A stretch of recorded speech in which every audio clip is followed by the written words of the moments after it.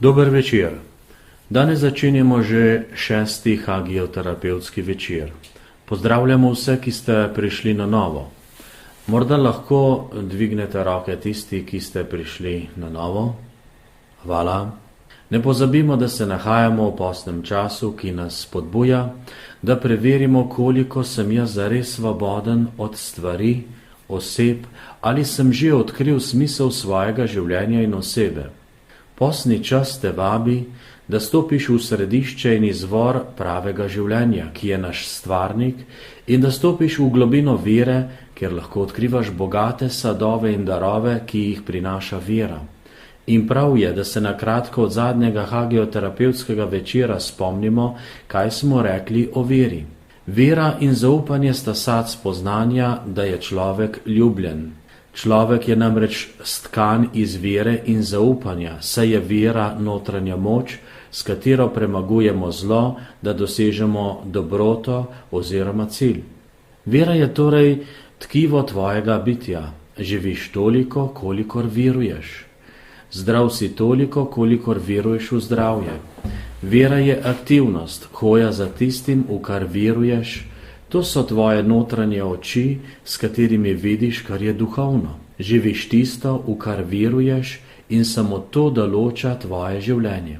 Vera pomeni pričakovati tudi nekaj dobrega od zgoraj, kjer nekdo vedno misli name.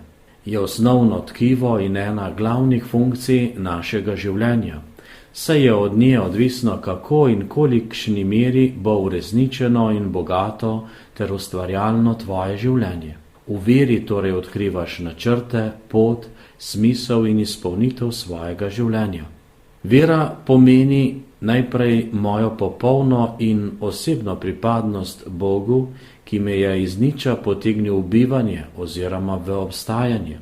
Vera pomeni torej mojo odločitev za nekoga, ki je absolutni izvor in vir mojega življenja, vseh mojih življenjskih darov, talentov, moči ter uspehov. Vera je torej nenehno in iskreno iskanje ter razodevanje Boga, ki je naša rešitev, naša sreča, naša tolažba in naš počitek, kakor tudi naše zdravje in zdravilo. Vera je tisti glavni most zaupanja, ki nas pripelje do Boga, ki je drugačen od nas, ker je vedno absolutno dober, popoln in vsemogočen.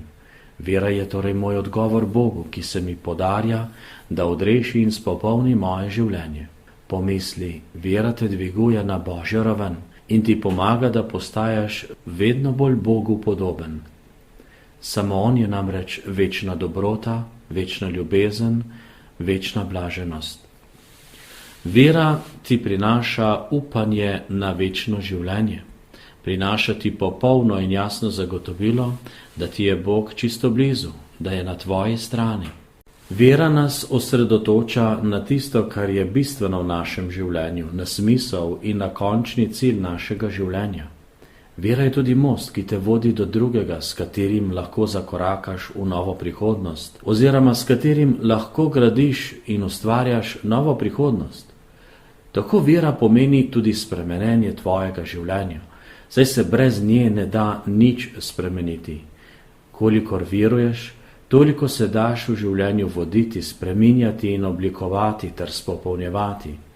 Samo v moči vere v Boga lahko postaješ human, blag, usmiljen, ljubeč, pošten in celovit človek, ki je poln upanja, zaupanja ter veselja. In to je tudi eden izmed namenov hagioterapije. Prisluhnimo sedaj vsemu temu, kar nam bo nadalje rečeno o hagioterapiji. Naše življenje je nek proces. Živimo v svetu dobrega in zla. Zlo deluje proti zakonom narave v nas in izven nas. Če ne spoštujemo zakonitosti duhovne ravni svojega bitja, bomo slej kot prej vsestransko oboleli. Tako hagioterapija drami in osvešča človeka tako, da mu posreduje temeljne resnice o njem samem, o njegovem stvarniku, o zakonitostih, ki jih je on položil vsakega človeka in v ta svet, ki se jih mora človek držati in se zanje svobodno odločati, da bi lahko preživel in ostal zdrav. Kljub temu, da je ljubljeno in od stvarnika izbrano bitje, se mu nič ne zgodi brez njegovega sodelovanja in privolitve, ker mu je stvarnik dal svobodno voljo pri odločanju za dobro ali proti dobremu, ki je stvarnik sam. Tukaj je njegov napor, ker je že z izvirnim grehom njegov duh oslabljen. Hagioterapija človeku osvetljuje posledice njegovih odločitev, ker so vsa težka in bolezenska stanja, v katerih se človek znajde, sad njegove izbire. Če se odloči proti dobremu, se odloči za pomanjkanje dobrega, za zlo, in tako prizadene in rani svojo duhovno dušo, jo kvari in ji jemlje duhovno zdravje. S tem, ko rani svojo duhovno dušo, prizadene tudi duhovno dušo drugih ljudi, ki so svojim življenjem vezani na njega. Tako lahko rečemo, da je zlo prisotno v vsakem duhovnem trpljenju. Kadar se obrne od zla k dobremu, izbere človek večno, neprehodno dobro in tako zdravi svojo ranjeno dušo. Hagioterapija človeku pomaga, da prepozna vrednote, ki od njega zahtevajo pravilne odločitve. On spoznava, da je lahko dober, da lahko odpušča in ljubi, da se zmore odločati za stvari, ki so nad zemeljskimi okviri in človekovim omejenim bivanjem na zemlji. S tem človeku pomaga, da spozna in zgradi svojo moralno presežnost, ki ga zavedno zaznamuje. Hagioterapija da človeku spoznati, da poleg materialnega sveta obstaja tudi duhovni svet, v katerem ustvarja in živi svobodno. Živi gotovost, zaupanje, zdravje. V duhovnem področju ne govorimo o bolezni, ampak o pomanjkanju duhovnega zdravja. Zato v hagioterapiji nadomeščamo odsotnost zdravja tako, da ga prinašamo tja, kjer je zlo zmanjšalo moč dobrote, resnice, lepote in ljubezni. Rečemo lahko, da je bistvo hagioterapije vzpostavljanje celovitosti oslabljenega in ranjenega človekovega duha. Človeka je edino mogoče resnično prepoznati v njegovi kompleksnosti oziroma celovitosti psihofizične in duhovne dimenzije in brezpogojne povezanosti z njegovim stvarnikom. Človek s telesom in dušo pripada svojemu stvarniku, a ta povezanost je mogoča samo preko duhovnega področja.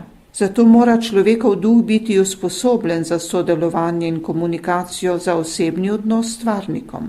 Ko je človekova duhovna duša ranjena ali na kakšen drug način oslabljena, takrat v človeku prevlada psihofizična raven, ki brez moči duha podleže zakonitostim telesa in psihe, ki ga odvedejo od večnih dobrin in ga usmerijo samo na to zemeljsko in prehodno dobro.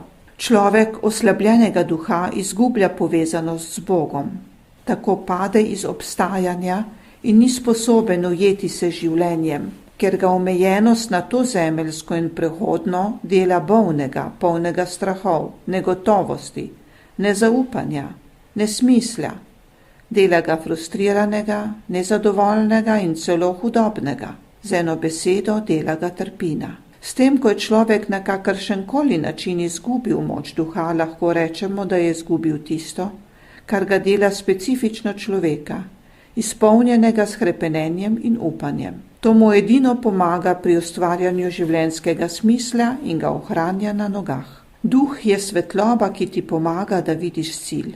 Zato hagioterapija pomaga človeku, da v sebi učvrsti duhovno spoznanje svojega intelekta, s katerim vidi dalje preko omejenih dozemeljskih okvirov. Kadar k temu doda še racionalno spoznanje svojega razuma, takrat je sposoben videti svet in življenje takšno, kot v resnici je, in se odločati za večne in neprehodne vrednote. Tako hagioterapija vodi človeka nazaj k njegovim temeljem, skuša ga uravnotežiti med psihofizičnim in duhovnim delom in tako doprinesti k stanju stabilnosti celotnega bitja. Molitev mi odkriva samega sebe in smisel mojega življenja. Zakaj? Ker v molitvi stopam pred Boga, ki je ogledalo in smisel vsega mojega življenja in vsega, kar obstaja. Zato je prav, da se na današnjem srečanju tudi vprašaš, ima moje življenje kakšen smisel? Zakaj, čemu in za koga živim? Kaj je v mojem življenju najbolj bistveno, da naredim? Vsa ta vprašanja nam razodevajo, da vsak izmed nas, kakor sveti Avguštin, nemirni iskalec svojega življenja in osebe. Zato prisluhni in poglej, morda boš v teh trenutkih dobil tudi nekaj dobrega in pomembnega zase in za svojo življenjsko pot. Naša duhovna duša ima zelo bogat duhovni organizem. Njeni posamezni organi so pravzaprav moči oziroma sposobnosti za vsestransko aktivnost njegove duhovne dimenzije. Človeška oseba predstavlja središčen organ njegove duhovne duše in je njegova središčna moč oziroma sposobnost, iz katere se aktivirajo vse druge moči. Za vse duhovne moči pravimo, da jih človek ima, le osebe nima, ker on je oseba. On obstaja samo, kolikor je oseba, in ne obstaja, kolikor to ni. Oseba je dostojanstvo in partnerstvo samemu Bogu, kajti on je v svoji biti oseba. Vsak človek je originalna, neponovljiva oseba. Ne more postati nekdo drug. Oseba je njegova usoda. Ona se neprestano razvija. Tako je človek kot oseba ustvarjen za razvoj. Ti nisi to, kar si sedaj, ampak si to, kar v bodočnosti hočeš postati. Smisel vsakega življenja ima pred sabo cilj, do katerega prideš z odločitvijo, da uresničiš svoja hrepenenja v moči vere v zmago življenja. Vzemimo si za prispodobo žir, katerega cilj oziroma smisel je, da postane hrast. Če si puščava, je tvoj cilj postati vrt, in če si grešen, je tvoj cilj postati svet. Tukaj si, ker si bolan, in tvoj cilj je postati zdrav. Zato angažiraj vse moči svoje osebe, da dosežeš ta cilj. Odloči se, zaupaj, veruj. Vsak korak je zastavljen za dosego tega cilja, za dosego duhovnega zdravja. Dvigni se sedaj nad svojo psihofizično raven, ki je omejena in končna. Usmeri pogled naprej v svoje zdravje, kajti to je tvoj uspeh, to je tvoje življenje, saj živiš tisto, za čemur greš. Razmisli sedaj o svojih talentih. Kaj je tvoja življenjska naloga? Katere so tvoje sposobnosti? Kateri so tvoji talenti? Če namreč svojih talentov ne razvijaš, tvoje življenje nima smisla. Stojiš na mestu, stagniraš. Življenje je naloga in kdor je ne izvrši, je frustriran in nesrečen. Kot tak postaja bolan, depresiven in nesrečen. Iskati smisel življenja svoje osebe pomeni gledati v dobro in se veseliti, ker sedaj gledaš v cilj svojega življenja. Od tod prejemaš moč, da lahko premagaš vse bolezni in vse smrti, vse strahove in poraze, vsa nasprotovanja. Če namreč ne gledaš cilj pred seboj, nimaš motivacije za hojo naprej. Postajaš ubog, slaboten in nimaš kam iti. Zato ne dopusti, da te uničujejo krivice, nesoglasja, grožnje in lastni grehi. Ampak glej vedno naprej in zavedaj se, da je trpljenje le majhen delček časa in da ima vsako trpljenje svoj konec in svoj izhod. Dolgo živi in zdravi so samo tisti ljudje, ki so polni optimizma in ki znajo reči, vse bo dobro, vse bo minilo. To je naslanjanje na dobro, na uspeh, kar je moč tvojega obstoja. V tem je božanska moč. Zato najdejo smisel svojega bivanja na zemlji samo tisti, ki se ne bojijo in ki verujejo v dobro. Če človek veruje v moč duha, postaja močan. Če veruje v zdravje, ozdravlja. Samo takšno življenje ima svoj smisel. Kadar misliš, da ne boš uspel, misliš negativno in s tem daješ mesto zlu. Zato se nauči govoriti, vse bo dobro, verujem, da bo vse dobro. Vem, da me moj duh presega in da me lahko potegne iz vsakega trpljenja. Moje celice ubogajo mojega duha, zato že vpisujem zdravje v svoje celice in jaz že ozdravljam. Iskati smisel svojega življenja, svojega trpljenja in mnogih nerešenih problemov pomeni iskati temelje, iskati tisto, kar ne more nihče uničiti in ti ne more nihče vzeti. Človek pa sam v sebi smisla ne more najti, ker je omejen in umrljiv. Tvoj stvarnik je edina pot do smisla. Šele ko odkriješ stvarnikovo zamisel o sebi, takrat veš, kdo si. Samo od njega boš lahko zvedel, kdo pravzaprav si ti. Le z njim zmoreš rešiti vse svoje razdvojenosti in živeti v polnosti, uresničiti svoje talente in dajati sadove, kajti on te je prvi želel vse tvoje originalnosti. On je ob tebi in te varuje, zato se ne boj. Ko steguješ svoje roke, da bi dosegel cilj, da bi se uresničil, da bi uresničil enkratno svoje osebe in usmislil svoje življenje. Srečaj se z njim, prisluhni mu v miru, zbranosti in tišini, odpri mu srce in ne daj, da te nemir tega sveta in vse njegove vabe odpeljejo od izvora tvojega življenja. Bodi pogumen in imej vero v svoj razvoj. Vsak dan se od tebe nekaj pričakuje in le potem, kaj delaš, kaj puščaš za sabo, se te bodo zapomnili ljudje in potem boš zapisan v Božjem spominu. Zato reci svoji duši: verujem, da ima moje življenje in vsi moje napori smisel. Pred sabo glej v vizijo svojega življenja, steguj svojo dušo proti njej in jo tako dosegaj. V globini duše glej so tvoja življenjska hrepenenja. Odloči se in napravi korak, kajti si kot žir, ki postaja hrast.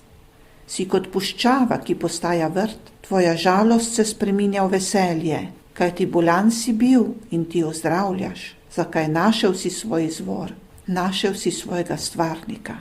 Zato si reci: želim gledati samo v dobro, ker vem, da bom imel tisto, v kar gledam in v kar verujem. Hočem razvijati vse svoje talente in sposobnosti, ki jih je moj stvarnik vlil v mojo osebo, kajti le tako bo moje življenje rodovitno. Hočem biti človek ljubezni, odpuščanja in dobrote v službi resnice in vedinosti svojim stvarnikom, svojim Bogom. Le tako ne bom zgrešil prave smeri svojega življenja. Vedno hočem gledati samo naprej in iti naprej. Le tako živim svoje življenje, ki se odpira v večno resničnost. Odločam se za delo, za služenje, za akcijo, ker želim za sabo pustiti nekaj dobrega, nekaj vrednega. Samo tako bom na tej zemlji pustil sled svojega življenja v Božjo slavo. Stvarjenje samo in tudi naše življenje nas vedno postavljata pred osnovno vprašanje, ki zahteva pri vsakem izmed nas tudi naš odgovor. Odkot prihajamo, kam gremo, kateri je naš izvor, kateri je naš cilj, odkot prihaja in kam gre vse to, kar biva. Obe vprašanji, vprašanje izvora in vprašanje cilja, sta neločljivi. Sta odločilni za smisel življenja in končni cilj našega življenja. Vsaka misel, beseda in dejanje ima svoj smisel, saj mi lahko vedno bolj odkriva ali zastira smisel življenja, osebe in ravno tako tudi končni smisel življenja. V veri se sprašujemo, ali sem jaz tu na zemlji zares zgolj slučajno, ali zaradi neke slepe usode ali brezimne nujnosti, ali pa me je sem postavila neka topla in nevidna roka dobrega bitja, ki ga imenujemo Bog. Ti si torej Božje delo in Božji projekt, ki je vedno odprt v razvoj, in ko se ti razvijaš, tedaj odkriva smisel svoje osebe in življenja. Razvijaš pa se tedaj, ko samega sebe, svoje moči in sposobnosti predaš konkretnemu služenju Bogu in ljudem. Zato Jezus pravi: Sin človekov ni prišel, da bi mu stregli, ampak da bi on stregel in dal svoje življenje v odkupnino za mnoge.